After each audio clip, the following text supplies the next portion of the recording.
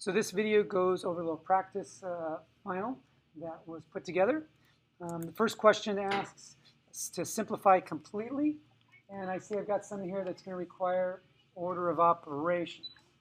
So when I do order of operations, I always focus on the one thing I need to do at a time.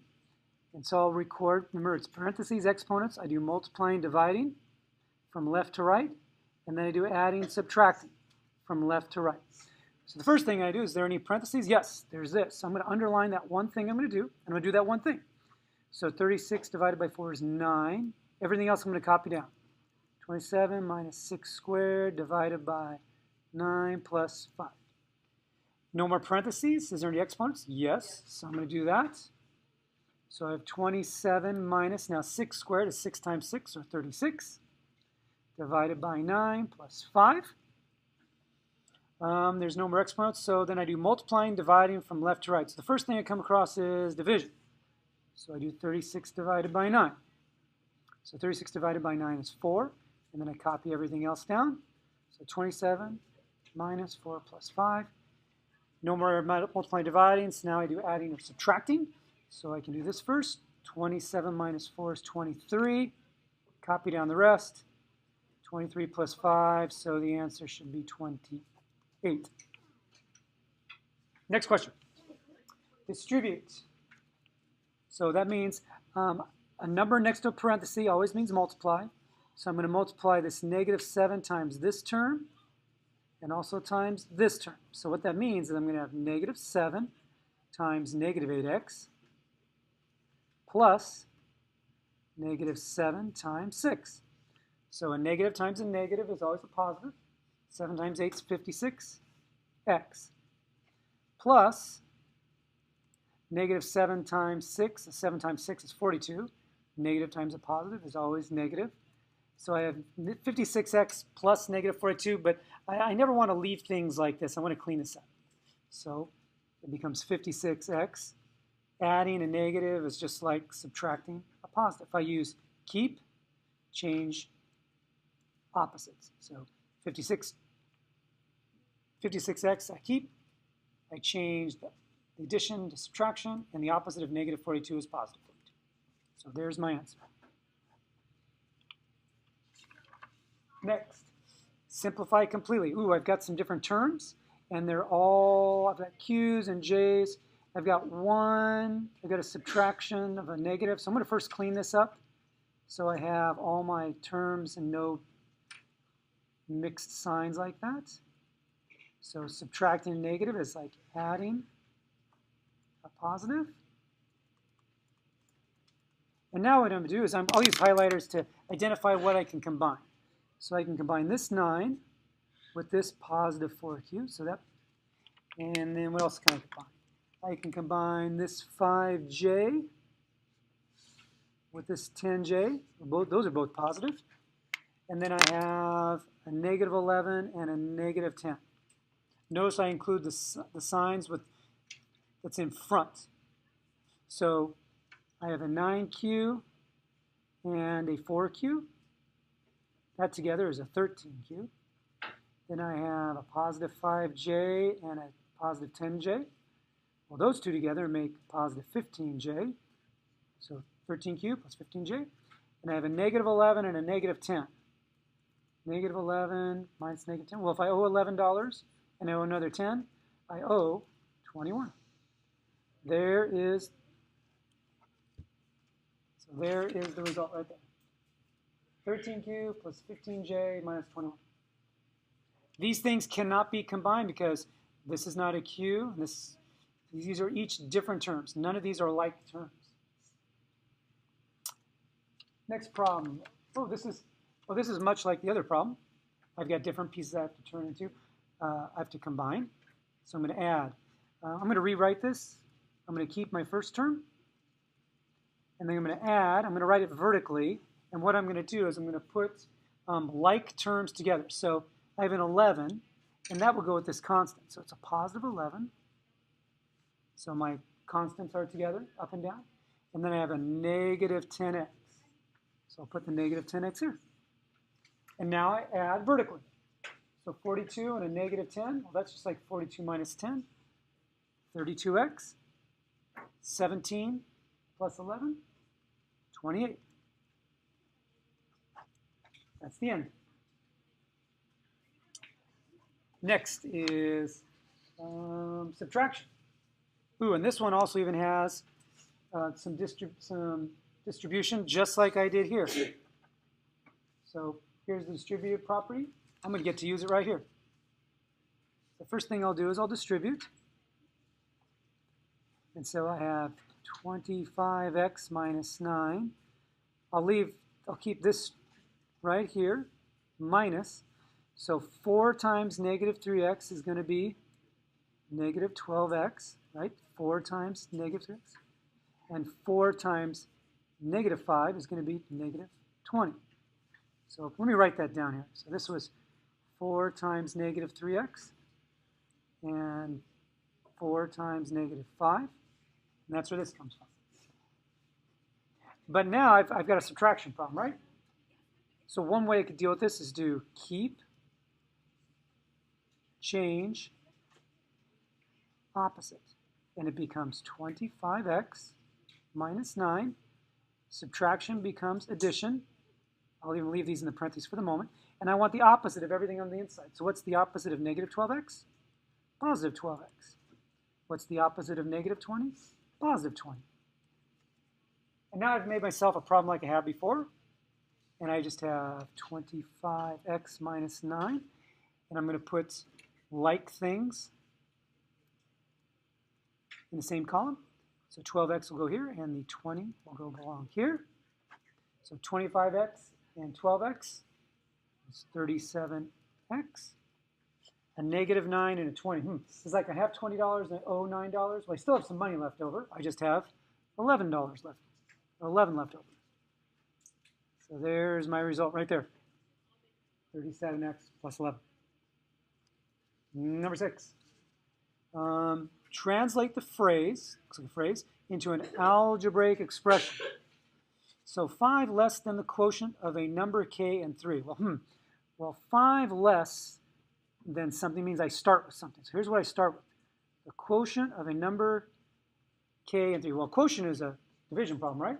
And we write division as a fraction. So it's my number k divided by 3. And I want 5 less than that, right? So 5 less than this means I have to take 5 away from this. So 5 less than the quotient of a number k and 3.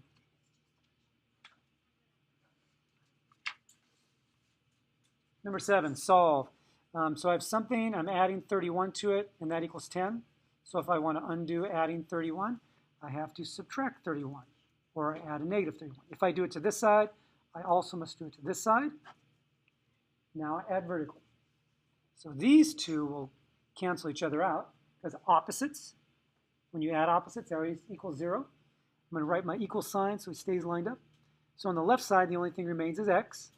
On the right side, I have a positive 10 and a negative 31. It's like I have $10 and I owe 31. I'm still going to owe money, but I'm not going to owe as much. It's basically just 31 minus 10, or 21. And because it's more negative, it'll be negative 20. X equals negative 21.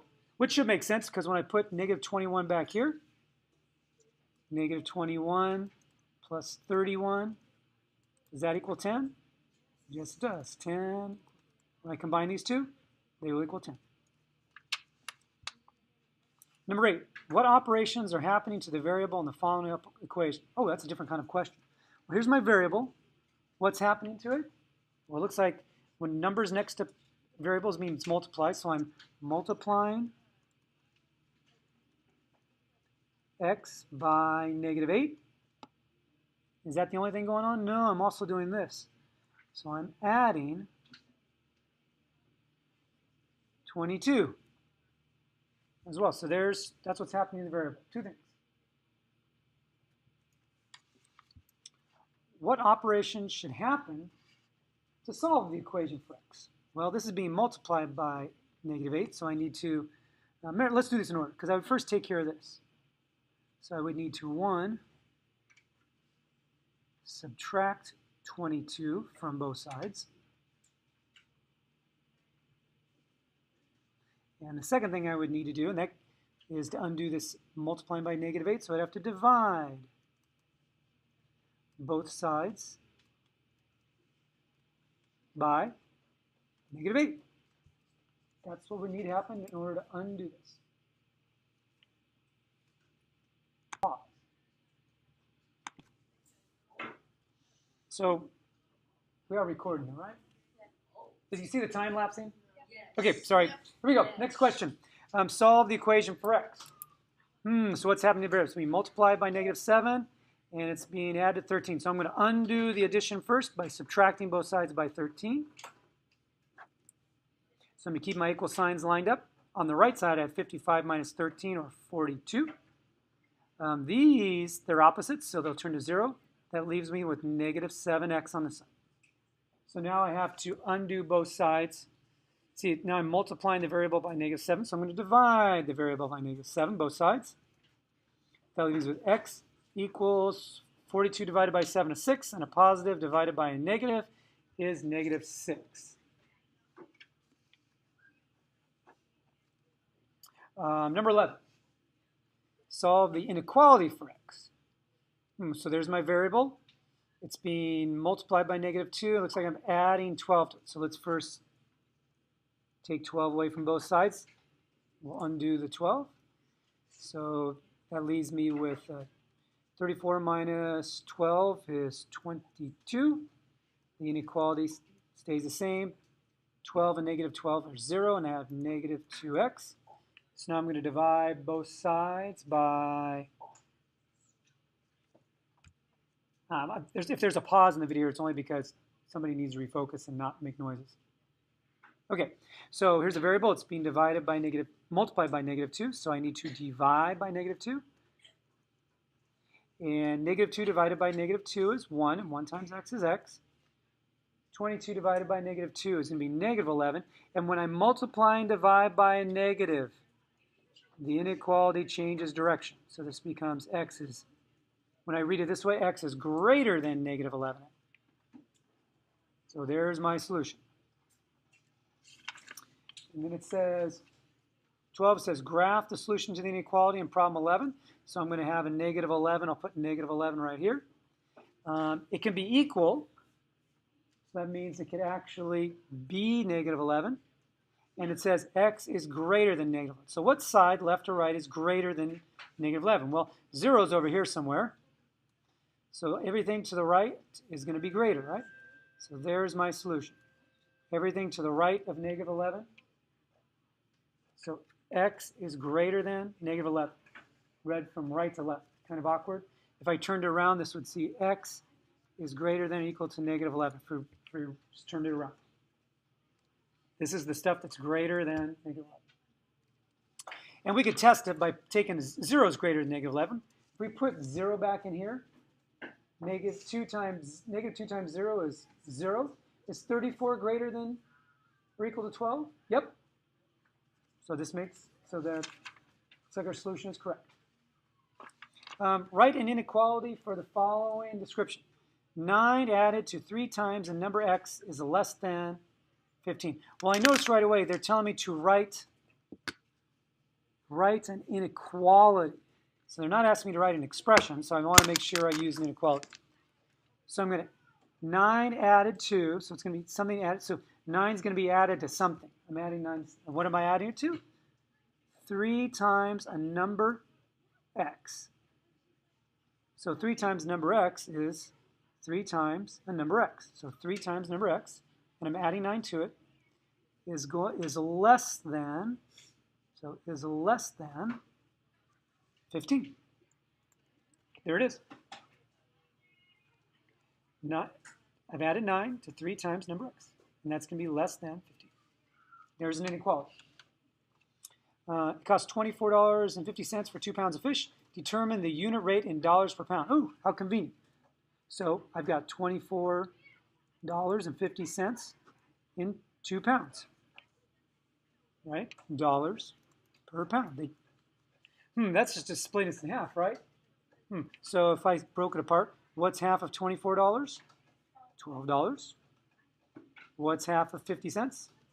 25 cents. So this fish must cost $12.25 for 1 pound. Unit rate, 1 pound. So unit rate out of 1.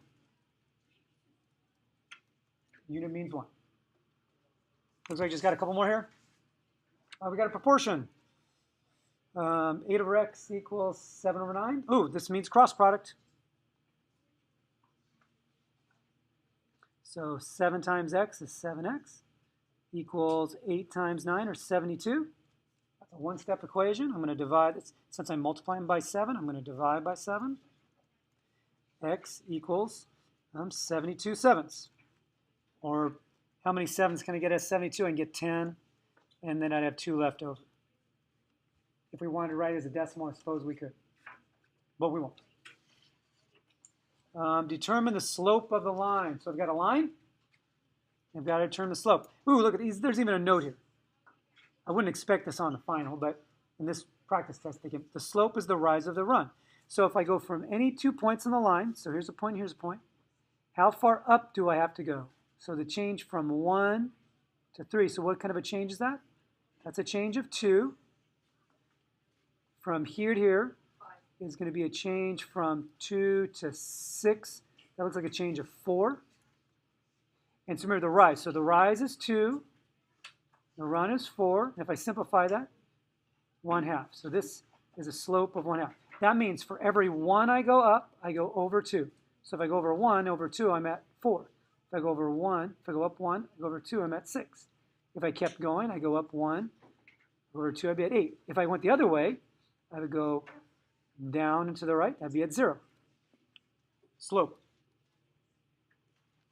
That one's good to know because you can do this a lot in 8th grade.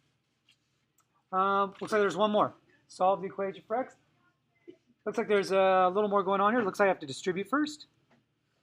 3 times 4x is 12x. Minus 3 times 8 is 24. And that's going to be equal to 72. Another 2-step equation looks like. So I'll undo the adding and subtracting first by adding 24 to both sides. On the right side, I have 72 plus 24, that's 96. These will go away because they'd be 0. And then the 12x comes down. Divide both sides by 12. 96 divided by 12. That's, it looks like it's going to be 8. 8 times 12, 2 times 12 is 6. Carry the 1. 1 times 8 is 8, plus 1 is 9. Yep. So x equals 8. And if it does work, I can plug it back in. Let's see if that works. We'll just check. 3 times 4 times 8 minus 8. Does that equal 72? So 4 times 8 is 32. Minus 8. 32 minus 8 is 24. And 3 times 24 is 72. So it does check. I sure hope this video helps.